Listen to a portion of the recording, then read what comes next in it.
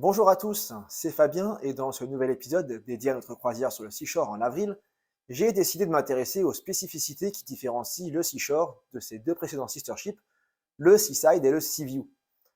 En effet, au sein d'une même classe, il n'est pas rare de voir de nombreuses différences entre les navires, et ça ne date pas d'hier. Pour reprendre un exemple célèbre, la classe olympique de la White Star Line proposait déjà pas mal de changements entre l'Olympique, le Titanic et le Britannique. Et ça a toujours été le cas, bien avant ça et jusqu'à aujourd'hui. J'en profite pour vous dire que notre croisière approche, il ne reste qu'un mois et demi à attendre. N'hésitez donc pas à vous abonner si vous ne voulez rien rater de notre expérience qui s'annonce. La classe Seaside a été lancée par le paquebot du même nom en 2017. Contrairement à la classe précédente, la Meraviglia, la classe Seaside est prévue pour naviguer dans des eaux calmes et ensoleillées, comme les Caraïbes ou encore la Méditerranée. À cette fin, l'ensemble des paquebots de cette classe sont conçus avec beaucoup plus d'espaces ouverts sur l'extérieur et des promenades extérieures repensées pour offrir les meilleurs points de vue aux passagers. Les navires de la classe sont généralement un peu moins gros que ceux de la classe Meraviglia. En prenant le Seaside comme référence de départ, voyons déjà quelles sont les spécificités de la classe et ses aménagements originaux. Le Seaside fait 323 mètres de long, 41 mètres de large pour une hauteur totale de 74,8 mètres. Son tonnage est de 153 516 tonneaux, il compte 2026 cabines qui peuvent emporter 5084 passagers et 1513 membres d'équipage. Côté équipement, MSC a sorti le grand jeu. Le navire propose entre autres un pont promenade qui fait tout le tour du bateau ainsi que des passerelles de verre pour mieux apprécier la vue. Il propose deux piscines extérieures, la South Beach à l'arrière et la Miami Beach sur le pont supérieur, ainsi qu'une piscine couverte, le Forest Aqua Venture Park. Une tyrolienne permet de surveiller la piscine du pont supérieur pour du fun garanti. Il a 3 restaurants principaux et 5 restaurants de spécialité qui sont en supplément. Il propose également 19 bars, dont le bar Venchi, la célèbre enseigne italienne de chocolat. Le grand théâtre métropolitain est inspiré des salles de Broadway et le navire embarque aussi des pistes de bowling. Il possède également toute une série d'espaces dédiés aux enfants, des bébés aux ados, où ceux-ci sont pris en charge tout au long de la journée et de la soirée, en partenariat avec les gammes Chico et Lego. Les navires disposent aussi d'un ensemble bien-être et d'une grande salle de sport. En 2018, le Seaview apporte un certain nombre d'améliorations. La piscine South Beach devient la Sunset Beach, on y ajoute des piscines panoramiques sur le pont promenade, et un 10e restaurant vient compléter l'offre de restauration. Si le Seaside et le Seaview sont relativement similaires, le Seashore, lancé en 2021, a été pensé comme une évolution de cette classe, une sorte de classe 1.2 si vous préférez. MSC la nomme d'ailleurs la classe Seaside Evo. Et oui, le premier changement, le plus évident, c'est la taille. Avec une longueur de 339 mètres et un tonnage de 169 400 tonneaux, le Seashore est 10% plus gros que ses prédécesseurs. Il accueille jusqu'à 5632 passagers, alors que le Seaside n'en accueille que 5082. Il possède également 250 cabines supplémentaires et embarque une centaine de membres d'équipage de plus. La classe Seaside Evo initie chez MSC, comme chez beaucoup d'autres compagnies au tournant de 2020, un virage en direction d'un meilleur respect de l'environnement.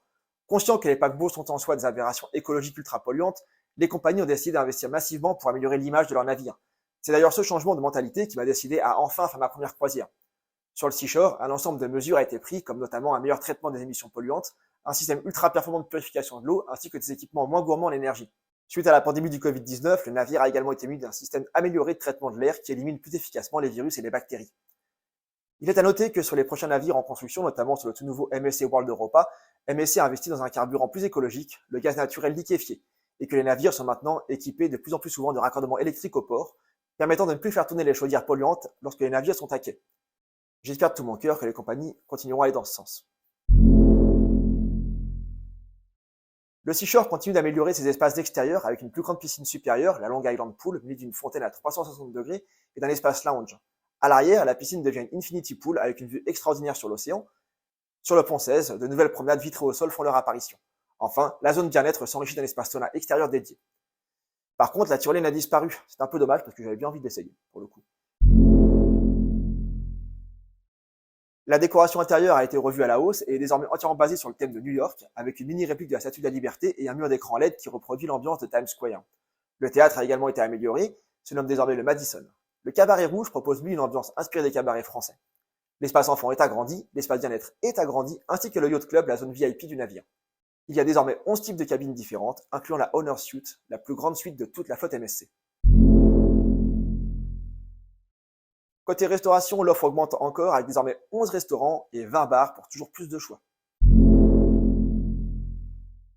Côté divertissement, le Seashore propose un cinéma 5D, un simulateur de rafting, un simulateur de F1 et un labyrinthe en réalité virtuelle. On l'a vu, le MSC Seashore est une véritable amélioration de la classe Seaside, proposant une expérience augmentée à tout point de vue. Mais il n'est pas le dernier de sa classe, car un quatrième navire arrive très prochainement, le MSC Seascape. Il proposera encore quelques variations, comme par exemple le Robotron, un énorme bras articulé digne des meilleurs parcs d'attraction. Embarquant 3 personnes dans sa nacelle, il enverra ses occupants tournoyer à 360 degrés à 53 mètres au-dessus de l'océan. Sensation garantie. Les piscines et designs intérieurs seront encore une fois revus à la hausse pour une expérience renouvelée. Voilà, j'espère que vous y verrez désormais plus clair sur les nombreuses similitudes et différences qui peuvent exister au sein d'une même classe de navire, et que cela pourra vous aider à faire votre choix parmi tous ces magnifiques paquebots. N'oubliez pas que même dans sa configuration classique, la classe Seaside est de très haut niveau. Les classes Meraviglia et la classe World proposent aussi des environnements absolument extraordinaires pour des croisières toujours plus agréables. Comme d'habitude, si vous avez pu pratiquer ces différents navires, n'hésitez pas à venir m'en parler en commentaire, je suis toujours très heureux de pouvoir échanger avec vous. Il est temps pour moi de vous laisser, je vous dis portez-vous bien et à très bientôt. Ciao.